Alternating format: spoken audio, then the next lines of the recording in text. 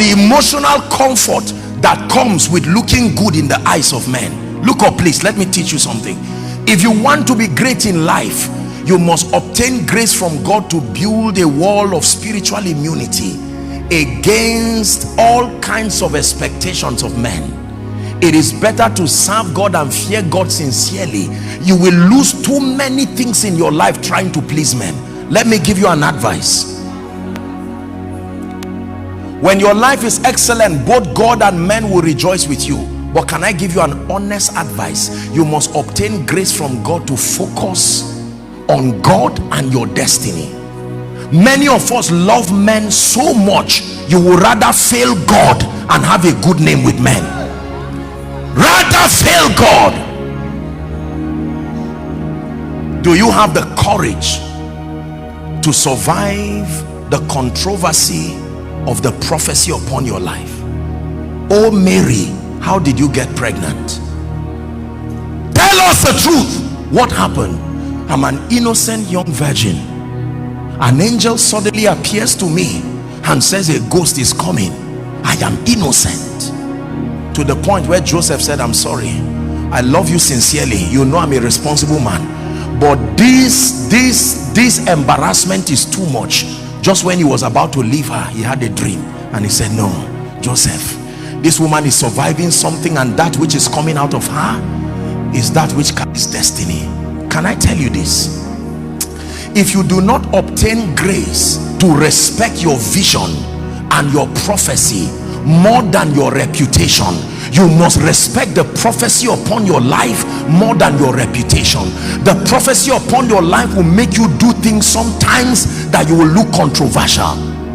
What do you mean by go around a city 7 times? Do you know what it means to watch an adult go around a city 7 times to bring down a fence? Is that how it is done? Do you know what it means to empty your account and say God said? You have a wife and children. You know what it means for your relatives to hear that news, that God gave an instruction to resign from your job. The controversy that comes with the honor of vision and prophecy. If anyone ever told you it's a bed of roses to become a champion, think again. Behind these crowns that you so admire is audacity and courage. Abraham, take now your son, go to a place I will show you. Where, oh God? Keep going. The fact that you want me to kill my son, question, when Abraham was done killing his son, what will he tell the radio station? What will he tell the TV ministry? What will he tell the authorities over his life? That God said you should kill your son? Does God behave that way? I'm describing the journey that some of you are in right now. God gave you an assignment to fast 2 months, and while you're fasting, someone is already calling you and saying, look, wisdom is profitable to direct. This thing you are doing with your life, even you don't know the name of. I'm not talking about foolishness, I'm talking about divine direction. Are we together? Yes. There are some of you, just when people are rushing to move forward, God says, you remain here, and for 3 years you are in the same position. And do you know, sometimes God does not give you the complete answer. So when men call you, you still look stupid. Give me the correct logical answer. The only thing I know is that I had him. He said for 2 years, keep supporting pastor and his wife. That is it. So what about the dreams and the visions you saw? I don't know, he's not spoken to me. Do you know the courage to move forward is the courage to withstand the controversy that comes with prophecy? Vision speak in the end, not the beginning.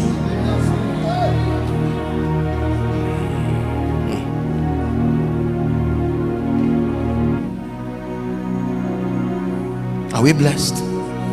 I've had the honor and the privilege of talking with extremely great and successful people, both in the faith, in the business world, in politics, and unanimously, Christians and non-Christians, they will tell you that they had to withstand the courage. There are times that as a man of God, You may not have money to eat or to do whatever, and yet someone comes to you for counseling. Suddenly wisdom comes. You will impart grace. You are solving the problem of others and say, okay God, what about my own? And he's silent. He's saying, just keep moving. Father, this sickness that is plaguing my child, can there be a way out? And heaven is silent. Another person comes and boom, word of knowledge. You are solving their problems, and you lock the door. They said, this man, you are so powerful. And you said, Lord, it's us again. And God keeps quiet. I reckon that the sufferings, Romans chapter 8, let me teach you the way of champions, oh great ones, because these are some of the messages you will not hear again, but this is how great men are made. You came to this conference to be made. There is a way that people rise in this kingdom. It is the reason why through the sacrifice of that death, when they rise, they don't just rise with an anointing. There is a throne in heaven that backs them. Demons are testaments of their rising and the things they go through. Jesus, I know. Paul, I know. Who are you? Some of you are crying. Don't be ashamed. I didn't come to make you cry. I came to show you the truth. If it is glory you want to come out of you, can you drink of his cup and be baptized with his baptism? There are things you cannot cast away. You only obtain grace to pass through. Did you hear what I said? Yes, sir. Isaiah 43 and verse 1 and 2. Fear not, O Israel, I have redeemed you. I have called you by name. You are mine. Verse 2, it says, when thou passest through the waters, I will be with you. I won't take the water away. I will be with you. When you go through the river, it shall not overflow you. When you walk through the fire, it shall not burn you. The making of the great is a very difficult spiritual process. You want to birth glory, there is a relationship between death and glory.